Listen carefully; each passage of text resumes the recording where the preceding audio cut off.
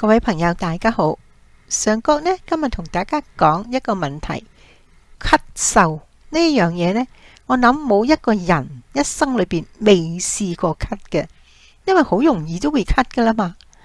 而根據醫學博士 Jennifer Robinson 呢，佢有篇文章佢度講，咳嗽係一種正常嘅反射機制，係可以清除你呼吸道裏邊嘅黏液啊、煙霧啊呢啲嘅刺激物嘅。咩意思呢？即係話有時我哋飲水逐親，我哋會咳，因為啲水入咗氣管啊嘛。咁我哋要咳翻呢啲水出嚟。如果我哋食嘢嗰陣時講嘢，一下唔小心呢，食物就入咗氣管咯，咁你又要咳餐死啊，咳翻出嚟啦。所以呢，食不言就咁解啦。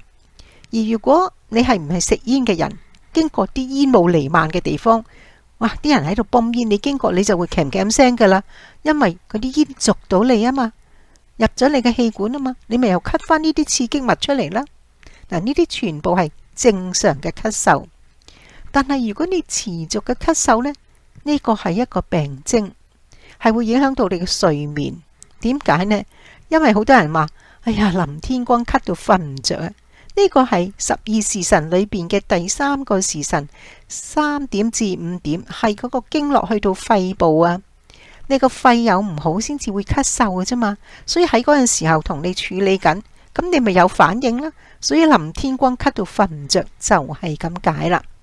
你咳得多呢，你會胸口痛，甚至個腸都會抽住痛嘅。你個人會覺得好攰。嗱，如果咁樣嘅情形嘅咳嗽呢，就會影響你嘅生活品質噶啦。所以呢，根據日本嘅健康網站呢，佢就話要用時間嚟分配呢個嘅咳嗽屬於乜嘢嘅種類。佢話呢啲唔同於感冒啊、流感啊，或者係急性支氣管引起嘅急性咳嗽。如果超過3個禮拜以上呢，你要注意呢個係唔係有其他嘅好似咳嗽變異型嘅氣喘呢、胃食道嘅逆流呢，同埋慢性支氣管炎啦。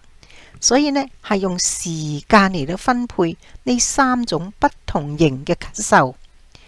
3個禮拜以內呢，佢哋叫做急性咳嗽；3至8個禮拜呢，就叫做遷延性嘅咳嗽；而8個禮拜以上呢，就係慢性咳嗽啦。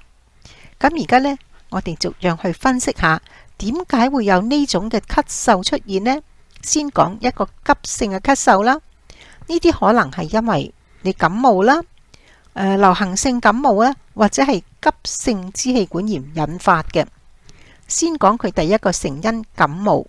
呢個情況呢，多數係你嘅上呼吸道，即係你個鼻啦、喉嚨呢個地方呢，係俾病毒感染咗，發炎，所以引發你咳嗽、喉嚨痛，你仲會流鼻水，甚至鼻塞。有時呢，你亦會導致有發燒、頭痛同埋好攰嘅。咁除咗呢個感冒之外呢，另一種就係流行性嘅感冒啦。嗱，呢個情形呢，就係受到流行性感冒嘅病毒感染而有嘅疾病。呢個病毒呢，多數係影響你嘅上呼吸道，又係個鼻腔同個喉嚨啦。但係呢，佢有個潛伏期嘅，多數2天至3天，但係有時佢個潛伏期可以長到10天㗎噃。而第3種呢，就係急性嘅支氣管炎。呢個情況呢，就係你嘅支氣管黏膜急性發炎所致嘅。主要嘅症狀就係你有咳嗽同埋有痰，亦有鼻水啊、鼻塞啊，會打乞嗤、發燒、好攰，同時呢，亦會導致你嘅關節痛呢啲情況嘅。嗱，除咗呢個急性之外，另外嗰個就時間長啲嘅，一個係3至8個禮拜，一個8個禮拜以上。我哋將佢2種一齊嚟到研究啦。呢個遷延性嘅咳嗽同埋慢性咳嗽都係時間長嘅。佢嘅成因呢，有幾樣，一個可能係胃嘅食道逆流，即係胃酸倒流啦。第2個呢，可以係慢性支氣管炎。第3個呢，就係咳嗽嘅變異型氣喘啦。先講胃酸倒流啦，呢個長期咳嗽呢，亦可以係患咗呢個食道嘅逆流嘅。呢個食道逆流嘅時候呢，最主要就係你火燒心，揦住啲胃酸揦住你啊嘛。你同時感覺到啲胃液呢，或者胃裏邊嘅食物呢，甚至會逆流到去你嘅食道或者喉嚨嘅。你個口都會有酸嘅感覺，而呢個嘅胃液倒流嘅時候呢，係會引致你有咳嗽啊、喉嚨痛啊、聲音沙啞，同埋心口都揦住痛嘅。而第二個呢，就係慢性嘅支氣管炎啦。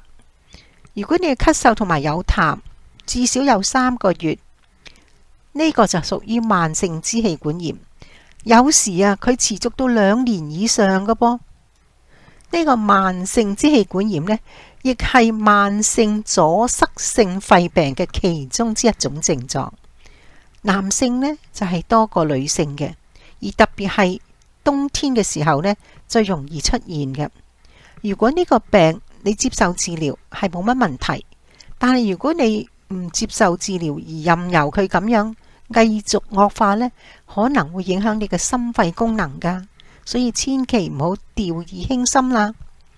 第3種呢，就係咳嗽變異型嘅氣喘啦。嗱，好多時情況就係咁嘅，感冒好咗啦，但係你咳極都唔停，仲繼續幾個禮拜係咁，可能呢就成為呢個咳嗽變異型嘅氣喘噶啦。呢個係一種嘅氣喘病嚟嘅，係你個呼吸道窄咗，又面對好多刺激過敏嘅情況，咁就會導致發炎同埋咳嗽噶啦。但係呢，你唔會出現呼吸困難嘅，你又唔會出現唞唔到氣呢個情況，亦幾乎唔會發燒有痰。佢嘅特徵呢，係因為你一忽冷忽熱，或者你吸煙引致嘅而發生咳嗽嘅啫。所以大家聽完呢啲西醫嘅理論關於咳嗽之後，你就更加容易了解應該點樣面對你嘅咳嗽啦。咁中國人好中意有時煲啲食療嘅湯水噶嘛。咁呢個呢，喺下一個視頻關於中醫嘅分析喺咳嗽方面嘅情況，你就要留意收聽啦。多謝你嘅收聽。